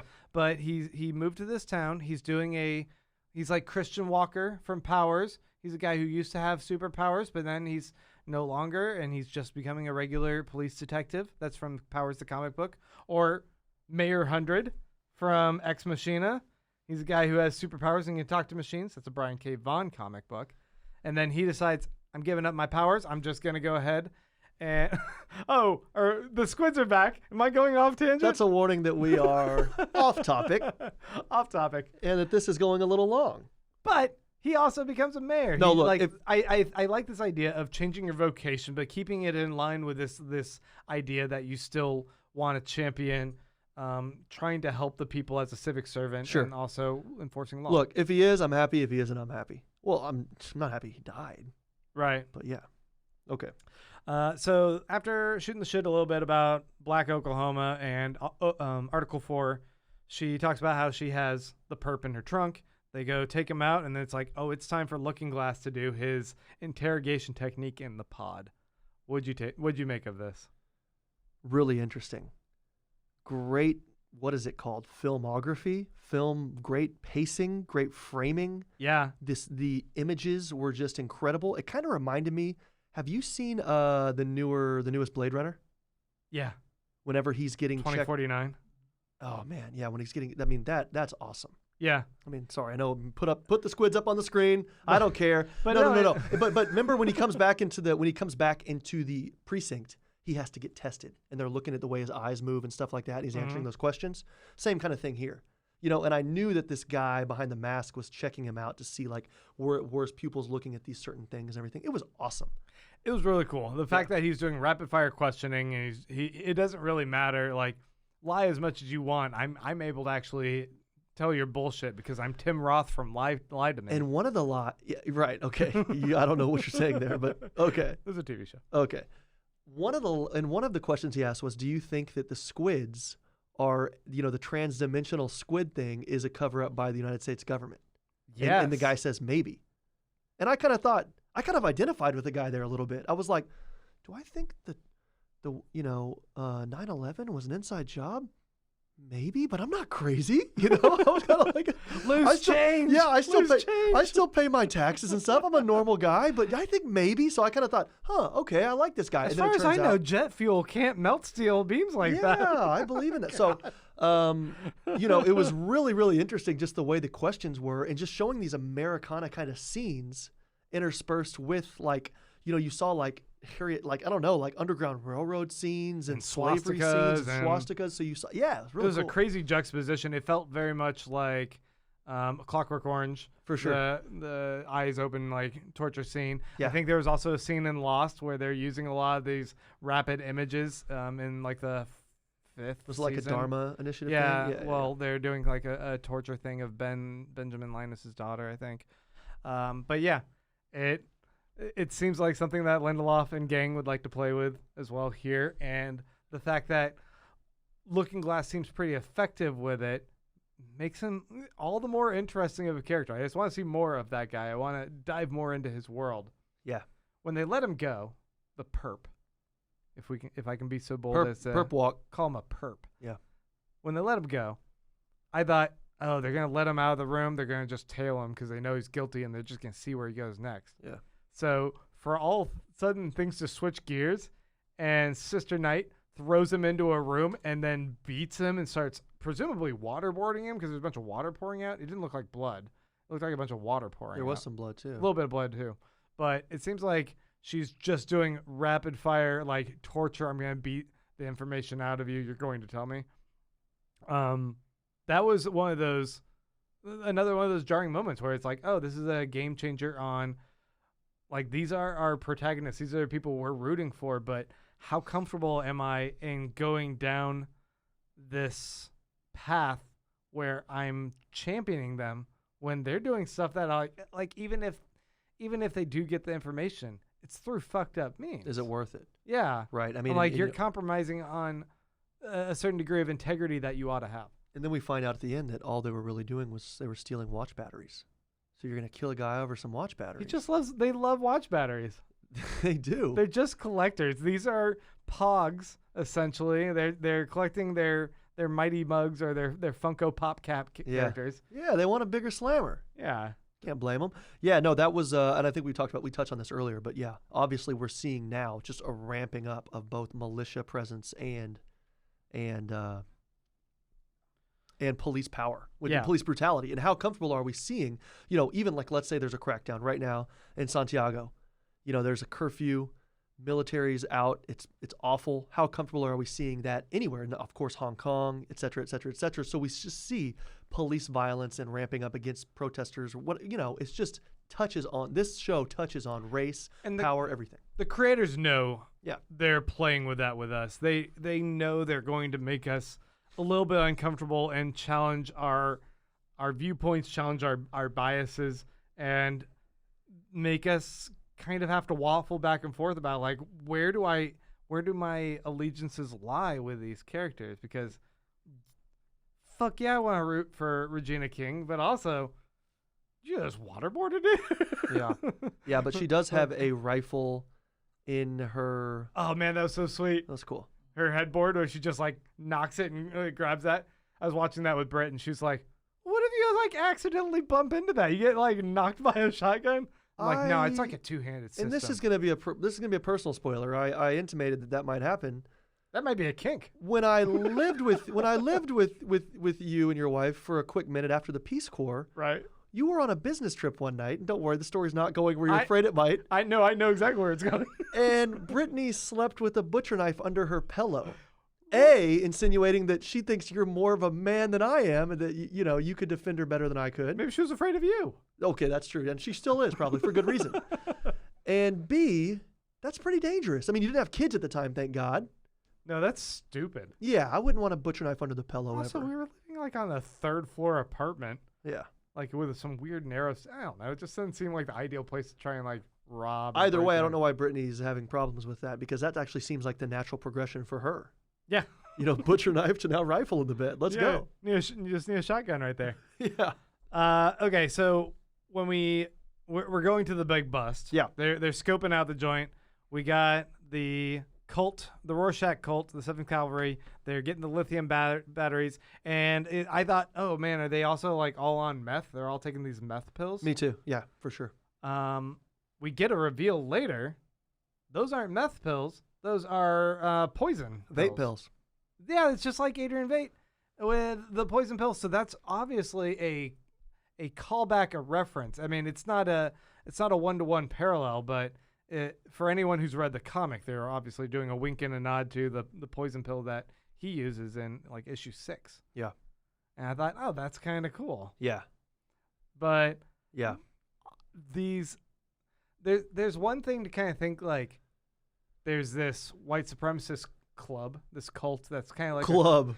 well, it's a cult, but it's also like kind of a club. Like, Do they pay dues? These guys love just kind of hanging out and like they have a cause, but like how much do they believe into it? They just love hanging out and killing non-white people. But when you are taking poison pills to keep the secrets of the club, that's a full-on dangerous like zealotry. And they have a going on. plane. I mean, and so it seems like they're obviously connected to other sects or other cells, I guess you could say, out there. I thought those little planes are probably storing heroin in Virgin Mary statues. Right. Little It's throwback. another Lost thing. Yeah, a little Cessna Everything one. no, not the squids.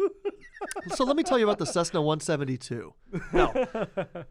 Yeah, no, I mean, that was, and just to really quickly, 20 seconds plot synopsis there. They find out from the enhanced interrogation technique, if we can call it that they are on a cattle ranch. Yeah. We then have the superpower figures, or the not superpower, sorry, I guess superhero masked figures assemble and, kind of not infiltrate, but they infiltrate. I mean, they're I think hiding. that's a good word. They're hiding behind cows. We get into a horrific. That was fucked up. It was awful, and I remember I turned to Diana at one point and I said, "She's running out of cow." Yeah. Because they were machine gunning cow corpses. Just how it's like this cow being torn apart by these massive bullets. PETA is not happy. No. Yeah, no, it was was so fucking gross. It was awful, but eventually she's able to do her superhero thing. I mean, I keep saying superpower. She doesn't actually have it. She's basically John Wick. Her It seemed like. Oh my god! And she actually did a John Wick throw there, She did. where she kind of catapulted over him. Classic John Wick 2. She sprinted like fucking lightning up to their car while they're reloading the machine gun thing. Yeah. Brings her gun up, just cracks one bullet right through the head of one guy, leaps up onto the car like it's nothing, and goes to start fighting the other guy, gets thrown to the ground, and then just kicks him over the car. I was like, yes, this Super is cool. badass. That's the kind of way I like a fight to go. Although I feel like John Wick wouldn't fall for he would look around the corner before just like running through that Well, trailer. because he has that really sweet way of holding the gun with two hands and turning quickly. Yeah. I mean, that's classic Wick. He bends bullets too. It's like Wanted, another comic reference. Never mind. Are you I gotta thinking stop of throwing out all of Keanu Reeves with Matrix? No, you remember that movie Bending bullets, with kind of? they do bending bullets. Yeah, we're in this pure other squid mode right now. Let's just move comic on. book. Wanted. We're pure squids. Squids.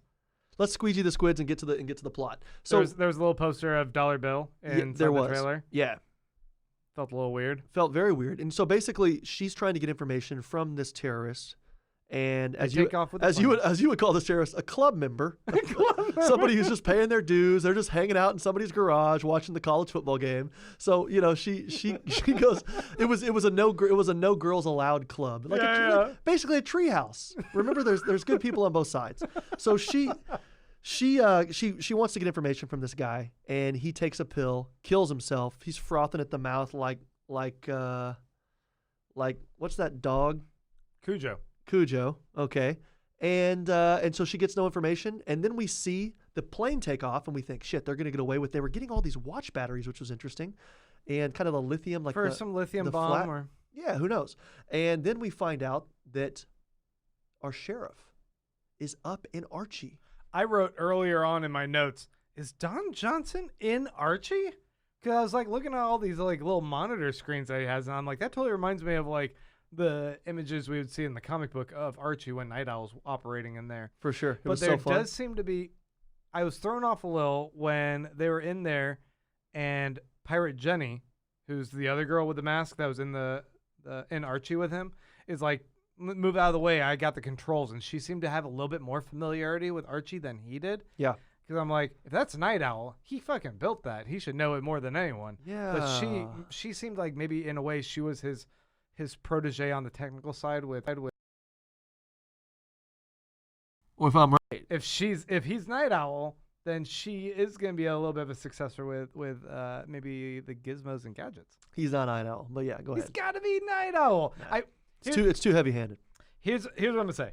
Archie crashes, And it's kind of this brutal crash where they were getting thrown all around. I'm like, no, he's got to be fucked up and dead or turned to mush in there. They pop out, of course, because superhero TV show. Why not? Built And for tough. Regina King gives this, oh, shit. I love it. That is so delightful in juxtaposition to cows just getting massacred, some of their police officers getting shot in the field and dying, presumably. But it was this moment of levity of that she's so excited that he survived that crash that I was just like, I was smiling too. I was like, I what loved a it. good way to deliver. It's like they're just going to the vending machine, getting a Snickers bar, and just joking around. yeah. It was so cool. Yeah. Yeah. Ozymandias, we get the weird scene with Ozymandias at the castle. But, I mean, for people, again, act like no one has ever watched our comic book shows. Right. Who is Ozymandias? Jeremy Irons, the older English gentleman who's riding on horseback into a castle. He is obviously playing Adrian Veidt. On the screen right now, he's in a robe and a diaper. Yeah. Which he's in his meditation pose, or he's riding on a horse there. And he's very much Adrian Veidt, older now, but Adrian Veidt plays Ozymandias in the comics. That's his superhero. The pseudonym. smartest man in the world, the richest man in the world. Yep. And he is a force to be reckoned with. If we go a little bit into spoiler territory, he is the one who orchestrates the giant squid. And he's the reason for a lot of the ramifications of dropping a giant squid and like, hey, you're trying to bring everyone together, but did it fully work out? Is everything as harmonious as you want? I'm guessing and in not. Lindelof's view, no. Not in Tulsa, at least. Obviously, that doesn't make everyone live in harmony just because you drop a squid. There's a whole other layer of like shit that people have not figured out on this planet, Mhm. and race relations and just tension between power structures. It's always going to be a problem. Just like Dr. Manhattan says at the end of the Watchmen comic, nothing ever ends. Yeah. Everything is cyclical. Him showing, like Lindelof showing the race riots at the very beginning is very intentional because they're showing this cyclical nature of these problems cropping up. And whether it's the social anxiety of Cold War tensions or the social anxiety of race relations, these things are dropping a squid is just a temporary Band-Aid on a big wound that needs something else proper to heal this. Put a squid on it. Squid on That's the new hashtag for 2019. Yeah. So Put a squid on that hashtag shit. put a squid on it. So we see Veidt. He's riding a horse. He's in Ireland or the UK or something, right? Beautiful castle. Yeah. He then He's got his servants. It seemed like his one servant lady was giving him a blowy. And then I was like, oh, wait, no, you're just No. rubbing his leg muscles? Okay, So I didn't know what was going on there. he's the master of his domain. We know he's quirky. He is naked after that. He's typing on an old typewriter. Mhm. He's in complete control of his surroundings. We then find out that his two servants are probably androids. I thought they were robots at first. They're for sure robots. Because at one point, he's handing, he's like, here, use this to cut the cake. And it's a horseshoe. And he's like, fucking dummy robot. Exactly. Thanks for this. It needs to be a knife. But they're celebrating a 1-year anniversary. They're like, let's celebrate an anniversary. But there's like very notably one giant candle on it. It was of his disappearance. We saw earlier in a newspaper that I think whenever she was walking to the bakery, it said he's confirmed dead or he's been he's been absent he's disappeared a year ago or something. So I think maybe that was his 1-year disappearance where he faked his death. I'm not sure. I thought maybe the newspaper was like, I didn't like pause to look at it properly. I did see that newspaper thing and I was like, oh, he's dead. So maybe this is a flashback to right before he died. I thought that's what we were getting. I think maybe he faked his death. Maybe I could be wrong. I've been wrong a lot. However, I will say that if people do revisit maybe issue 11, our podcast on that issue, I said that in his terrarium or vivarium, those 3 servants were robots, and I was laughed out of town. I actually had to move to college. He used poison on them. I had to move to College Station, Texas, You did. where the Get out idiots of town, where man. the idiots live. I'm just kidding. Oh no. And no, so now actually it's come full circle. Well, I think Lindelof heard this podcast and decided to cast these characters as robots to fulfill my expectations. it does feel like they're robots. I agree there. And him being the smartest man in the world, he could probably make some fucking robots that could be servants for him. But the characters, I know that one of the actors is Tom Mison, the guy, the butler guy. Yeah. And I also know from behind the scenes stuff No. that he and she are going to be playing some pretty significant characters from the comics that came after Watchmen. Do we need to do a paywall You have preview to of always say those? paywall, but No, I we like could the do word We paywall. could do some Patreon specials. Are we doing freemium It gaming? feels so dirty when you say like paywall. I'll say freemium gaming. Pay to play, pay to listen. Yeah. No, but we should actually go ahead and check out those comics because I guess to a little bit of an extent he's drawing some reference there, and I just know it because that actor Tom Mison, he used to be from Sleepy Hollow. He was Ichabod Crane from the TV show Sleepy Hollow. I'm like, oh, it's him without a ponytail. He did look familiar there, and so he and she are playing a very significant. I don't know if they're like crime fighting duo. Oh, did you give it? We have a hashtag now. It's Yeah, put a squid put on a it. squid on it. Yeah, so Great. for sure, visit that behind the paywall coming Right. up. We're building walls here. They might be robots though. Yeah, they might be robots, and we don't know what he's up to, but we know that he's doing something, and he's And- living this perfect, sweet life with these two robots. They got him a gift of a pocket watch, and you know what? I'm gonna go ahead and put. I'm gonna put plays in the same category as musicals. Not necessarily for me, but he wrote one called The Watchmaker's Son, which must be about his love affair with Dr. Manhattan. Exactly. And meanwhile, Dr. Manhattan's making castles of him. Do you think now that you've said that he's been dead for a year and he's living secretly in this castle, Yeah. do you think that Dr. Manhattan's out on Mars trying to be a sneaky little bitch and like rat him out? Being a little snitch bitch out there on Mars and like, hey guys, if you're looking for Ozymandias, his castle looks like this. He And he's coulda- like making a fucking castle like here, he's right here, guys. Ozymandias is like, shut the fuck up. Yeah, dude. he's like, dude, we had an agreement. Yeah, no, Yeah. I think Dr. Manhattan could do that a lot more easily. Or maybe just by writing the letters. maybe Dr. Manhattan needs to maybe he made the castle for him. Maybe Dr. Manhattan makes it out of Martian sand on there. We're dangerously And then it close. like manifests over on Earth. We're dangerously close to getting the squid screen. We're gonna get the squid screen. No. No. Yeah, Starting to get the no, I mean, sweats look, about the look, squid screen. I don't know. I mean, obviously we know Vate was the character behind the scenes in the entire comic book. Okay. So now it's looking at it like, what part is he going to play? I mean, I've never been interested in this guy. I couldn't care less about him now. And it's like, okay, we're here in Tulsa having these really great moments. Now this guy in the UK on a typewriter getting a rub down naked. When I say rub down, I mean a legitimate rub down. I mean, just his thighs and stuff were tight because he rode his pony too long. all of this feels like it's got double meaning. Yeah, and now he's blowing out a candle on his cake. He takes one bite, which is weird. It's probably Because a gross cake. when you have- because but- his robots. But let me tell you, you this: when you have a one bite of cake like that, and you go in from the top, you're getting pure fondant. right? You're not even getting the cake. You're getting fondant, which is disgusting. Nobody likes fondant. Smartest man alive, my ass. Yeah, he eats fondant, which is decorative and disgusting. Cut into it, get to the center of the cake, get the bready part, and find out if it's a good bake. Did you watch Great British Baking last Friday? No, I never watched this show. Damn. Okay, I want to avoid squid, so I'm not getting into Great British Baking. All right. We're nearing the end. There's Yeah. a dinner at is it their last name Abar? Angela. I can actually look it up right here. Couldn't care less. Her last name's Abraham. Anyway, they're having a dinner over there. It felt very much like The Leftovers, like these family meals with the dim lights and yet this like Absolutely. warm feeling of like love around the table. And I'm like, Hugie. Hugie? It was the Hugie. You have to explain what Hugie is again. I find okay, yeah.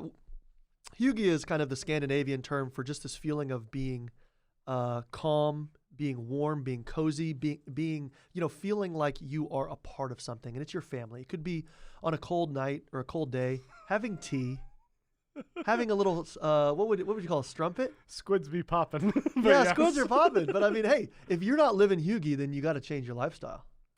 This is where we see Crawford's doing some bumps of coke, just to get away from the kids. Real quick though, what get did you it. think about the sweet eagle eye view from the chandelier above them? Oh, at the end after he does the singing? Started out that way and then it ended that way. Oh, did it start that way too? Yep, it was beautiful. What do you read into that? Do you think it's supposed to be kind of this It was just this super. little snapshot, this little lens into their life? It was kinda just thing? it was just really beautiful. There's got to be more meaning to it. It created the intimate kind of moment that you want.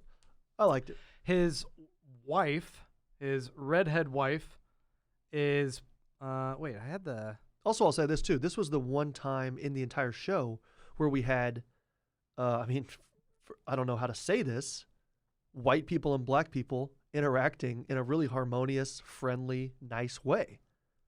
And Right. now we see at the end of the episode, I mean, spoiler alert, we've had it for the last 45 minutes, or maybe it's been 3 hours. I don't know. we've been going a while. I We suppose. have I mean, it's the first episode. There's a lot of build up. Yeah. He's dead, which is going to be, I think, honestly, it's going to be a further deterioration of race relations. He you know? died. Yeah. Shit, dude. Spoiler alert. I know. His wife, played by Frances Fisher. Exhibit. Well, I don't know what I'm at. C or D.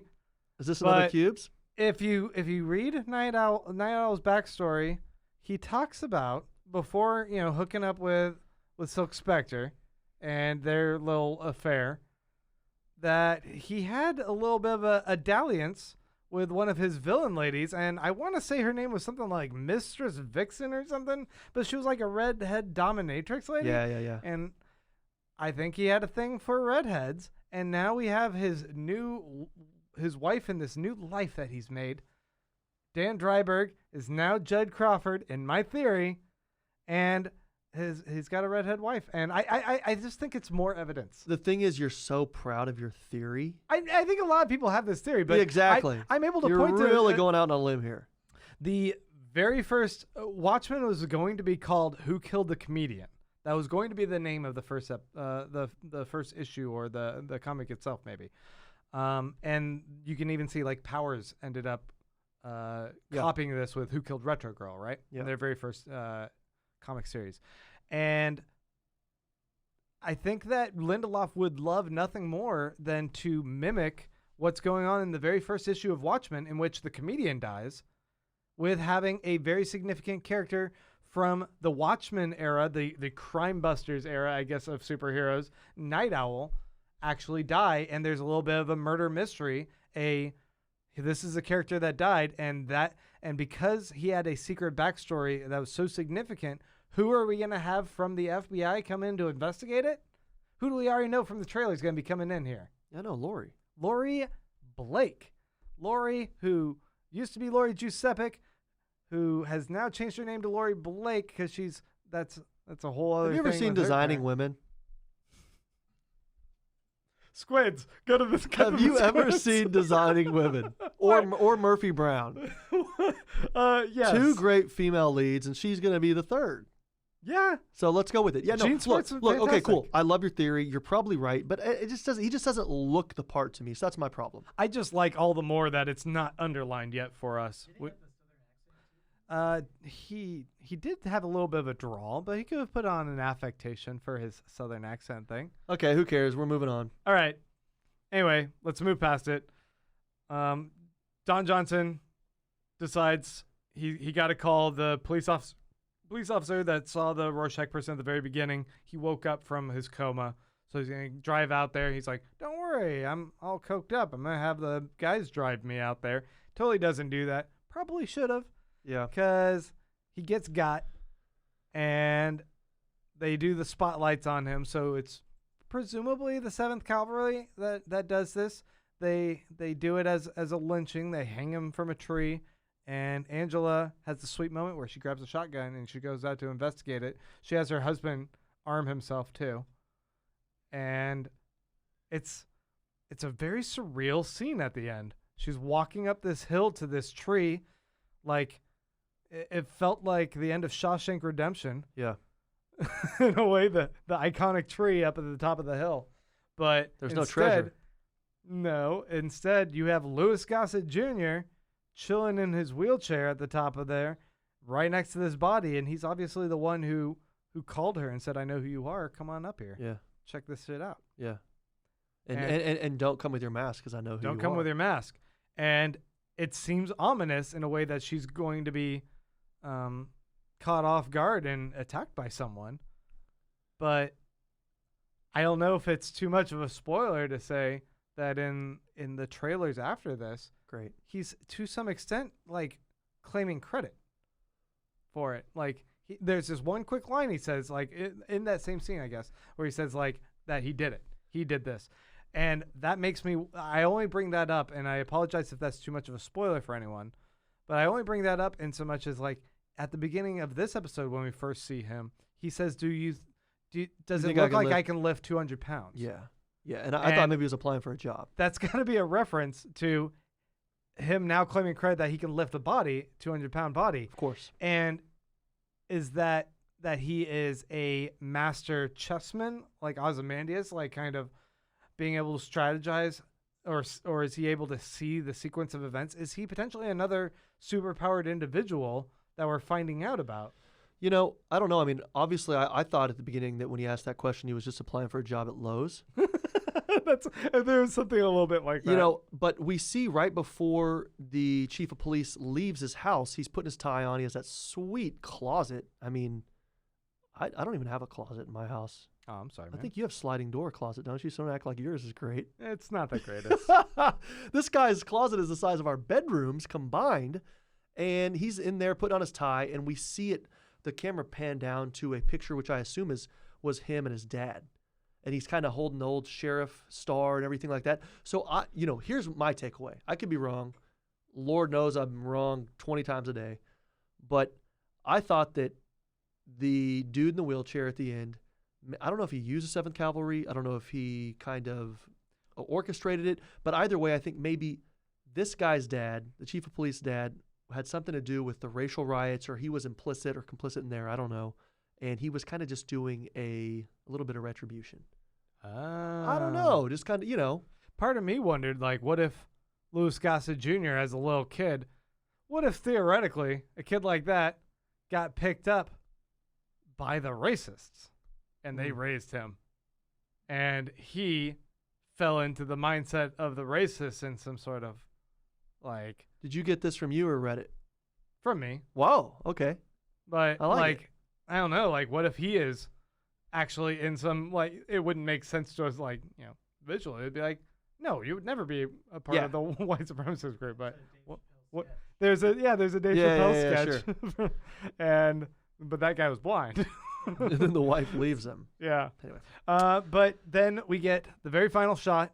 You see the gold yellow, I guess, sheriff badge star on the ground, and a blood drip falls perfectly onto it. This right here. Okay, he's getting up. Boom. Just like the drip on the cover of The Watchmen. Yeah, I actually have this written as my third cubes. The splash of blood at the end. It's great. Awesome. Great callback. I mean, I think this show had a ton for people who haven't seen or haven't read the comic. And I think it had a ton more for people who had without it being heavy-handed or taking away from it. We have very important business to get to. Sure. And that is the cubes. First off, you have to give the proper explanation of what you envision the Cubes Award is, and I guess its origin. You can reiterate. I've done it. I know, but reiterate. He loves the sugar cubes. I love the green from the comic. I love the green sugar cubes from the comic. I think they had a special place. At least they have a special place in my heart. They are one of the best characters. They are not important to the plot in any way, shape, or form, but they add to it. Right. To my enjoyment of it. All right, so we have to each pick our favorite Cubes character. Well, or a character element. or moment? Okay. Moment. Yeah. Mine's Panda. I think Panda really stuck out for me. Everyone hates Panda. Panda loves his binder. Panda was immediately eye-catching, and I'm like, I want more about Panda. I want more about the asshole, the stinky Linus and his dirty panda head. Yeah. Like, why does everyone else hate this guy? Yeah. No, Panda was cool. Yeah. Panda was sweet. I feel like he was phoning in his costume, and I'm like, I'm on board with for this. sure. He needs to get that thing dry cleaned. Maybe get a Groupon or something. For me, I think I had two cubes. I think the first cube was the old truck at the very beginning, which ended up being driven by the white supremacist, but it had the energy meter on it, which is a throwback to the fact that in 1986, in The Watchmen, we had electric cars. Yeah. And that's because Dr. Manhattan did his whole physics, chemistry, whatever, science voodoo. I guess science is not voodoo. That's the whole point of science. But had electric cars in the mid-'80s, right? Yes. And that was my first cube. Second one was just seeing Archie. Yeah. You know, I loved Archie. It was so cool. And for me, actually, I didn't pick up on it, like seeing the monitors. So I assumed that they were in like a trailer or something, Mhm. you know, like on the ground, not flying above them. I think that's what they wanted you to assume Exactly. initially. And so then whenever it panned back and we found out, okay, she said like the plane's flying right under you. Yeah. I was like, oh, Archie. What a cool line. And then sure enough, it was Archie. And it was so fun. It was so cool. They did the breath of fire. For a quick minute, I felt like a little kid. It was just kind of cool seeing that, you know? And this is not I think the Watchmen comic and the Watchmen show, if you can't tell, is not a classic feel-good comic book show or film or whatever. But that kind of felt like it. We saw a fire-breathing dragon vehicle take down a Cessna. It was cool. There are heavy elements of this show that are a good reckoning, I guess, for us to watch and actually think about. I think this is a show that lends itself to having an important conversation about society. But at the same time, it's got those Lindelof sensibilities of knowing when to interject a lot of humor and levity and silliness and zaniness, off the wall weird shit. Yeah. Like all of it just balances so nicely. It's gonna be a fun ride. What was your funniest moment? Man, what? I don't know. Like For me, it was whenever they crash landed, and then she says that like, "Oh shit" or whatever. Shit. Yeah. That was great. That was great. I also made note of when Looking Glass was talking about the lettuce. Yeah. And how dry about it was just some lettuce in there. Yeah. Were there croutons? I don't think there were croutons. So, do you think Lori is going to get pulled in now because I think we know that Lori works for the FBI. Yeah. And so I think she's going to get pulled in episode because they're 2 going to be aware of the secret identity of Dan Dryberg being dead. Precisely. That's my theory. Do you think Lori already knows Regina? Or do you think they're No. going to be introduced? No. Okay. But she's going to have some definite history there. I think it's, Yeah. like I said, I think I mentioned this before on another episode, but it's Speed 2. Like it was a hot and heavy romance that burned too fast for Speed 1 between her and Night Owl, Sun Spectre and Night Owl. And you have to, she probably has some new boo, but she had to move on from him. And for She's people who Sandra Bullock did around not too. listen, that was one of my first dates. Mom dropped us off in the minivan, went to see Speed 2. I know we're pure squids right now. But the ticket taker thought I was with my babysitter. Well, How's that feel? that's adorable. I haven't recovered. I was with my date in 6th grade. I don't know if we're here to unpack your baggage. We're here to unpack the Yeah, so hey, baggage. great episode. I'm so glad it was here. I mean, we've been doing this now for 9 or 10 weeks. Yep. And really excited. This did not disappoint, which if you think about something for 2 or 3 months, it probably will disappoint because there was so much buildup. But this really fired on all cylinders. I It was felt so pretty fun. secure that this was going to be right up my alley. Yeah. But I'm very excited to continue week after week diving into this for the next upcoming 8 weeks, I believe. And we hope that you guys have enjoyed listening to this. We would love feedback from you guys. If you want to reach out to us on Instagram, you can do that. You can also email me at whopodsthewatchmen@gmail.com. We would love to get your feedback there as well. If you want to help us out, please go to whichever platform you're listening to this on, but most likely iTunes, and give us a 5-star rating and then write a little review for us. We'd appreciate that. We'll try to read those occasionally on the show. You can also help us out financially by going to patreon.com/whopodsthewatchmen. There, we're just asking for you guys to make a couple bucks a month donation.